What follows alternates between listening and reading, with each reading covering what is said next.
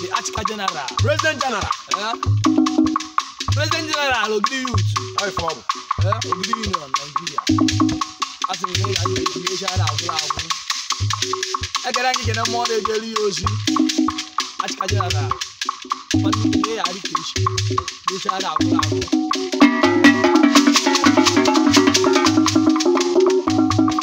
Oya dalon ko ge mege ada walo walo na mo kwa da tu ada walo walo o ji ga mu ada walo walo o ga da lele ngoro ada walo walo o ji ba lo ga do ma ada walo walo ada walo walo ji lo ma ji ada walo walo o ya ji ni we du o ni de ji do ya ji ba ka lo ada walo walo